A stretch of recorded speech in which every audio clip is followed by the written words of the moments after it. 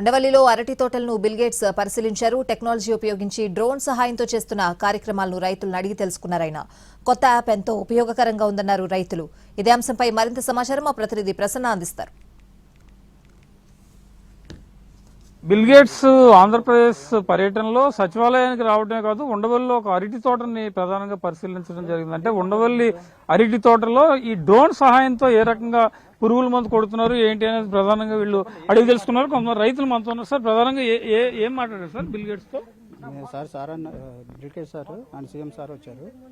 So ఇంతకుముందు APMS అనేది ఇప్పుడు యాప్ ఒకటి డెవలప్ చేశారు అగ్రికల్చర్ ఫార్మర్కి. సో అదేంటంటే ముందస్తు మన కీడు పీడలు అన్ని ముందస్తు మనకి హెచ్చరికలు జారీ చేస్తుంది. మన ఇంట్లో ఉన్నా కూడా మన హెచ్చరికలు అనేది జారీ చేపిస్తుంది ముందు రోజు. సో అది హెచ్చరికలు జారీ చేసినాక రెండో రోజు వచ్చి మనం చూడంగానే ఆ వ్యాధి కరెక్ట్గానే ఉంటుంది. అంటే ఆ యాప్ మీరు ఉపయోగించుకుని దీని చీడపీడల నివారణ కదా వాడుకుంటున్నారు? అంతే అండి.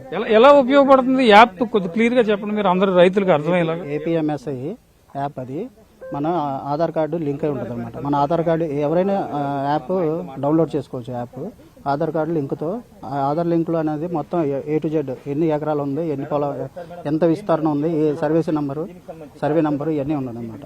సో ఆ యాప్లో డిసీజెస్ అనేది ఒక యాప్ ఉంటుంది, పిస్ట్ అంటే డిసీజెస్.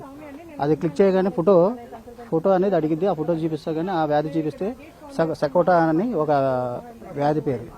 ఆ వ్యాధి చూపిస్తే దాని గురించి కూడా ఏ మందు కొట్టాలి ఏంటి అనేది మా డీటెయిల్స్ అన్ని ఇచ్చేస్తాం. ఇది ఇక్కడ ఈ వ్యాధి, ఈ అరటి తెగులు, అరటి చీడలు అంతేనా? దీనికి వచ్చిన దానికి సంబంధించి టెక్నాలజీ ఉపయోగించి ఎయిమ్స్ యాప్ సహాయంతో, MIS యాప్ సహాయంతో ఏ రకంగా వెళ్ళాలి ఏంటి అనే దాని మీద ప్రధానంగా దృష్టి పెట్టే అవకాశం కనిపిస్తుంది. అది రైతులకి ఎంతో ఉపయోగపడే విధంగా ఉండేలాగా, అంటే డ్రోన్ టెక్నాలజీ సాయంలో ఉండేలాగా ప్రధానంగా ఉపయోగపడుతుందని చెప్తూ ఉన్నారు. అంటే అరటి తోటలకి ఏదైనా చీడపీడలు వచ్చినప్పుడు టెక్నాలజీని ఉపయోగించి డ్రోన్ సహాయంతో దానికి సంబంధించిన దాని మీద ఏ రకంగా దృష్టి పెట్టాలి ఏంటి అనే దాని మీద ప్రధానంగా ఇక్కడ ఉండడం జరుగుతుంది. అందులో భాగంగానే బిల్గేట్స్ ఫౌండేషన్ దీని మీద ప్రధానంగా దృష్టి పెట్టిన పరిస్థితి అయితే కనిపిస్తోంది. టెక్నాలజీ సహాయంతో యాప్ ఏ రకంగా ముందుకు తీసుకెళ్లాలనే దాని మీద ప్రధానంగా దృష్టి పెట్టిన పరిస్థితి అయితే మనకు కనిపిస్తోందని చెప్పుకోవచ్చు. యాప్ ఏ రకంగా పనిచేస్తుంది, రైతులకు ఏ రకంగా ఉపయోగకరంగా ఉంటుంది? రైతులు ఒక్క సింగిల్ యూనిక్ ఐడితో వాళ్ళు లాగిన్ అవ్వచ్చండి. వాళ్ళ పంట సమాచారం అంతా అందులో ఉంటుంది. వాళ్ళు రిజిస్టర్ చేసుకోవాలి. దాంట్లోనే అంత చేసుకుంటే అన్ని పంట సమాచారం వస్తుంది. తెగులు, పురుగులు వీటన్నిటికి సంబంధించిన సమాచారం అందులో వస్తుంది.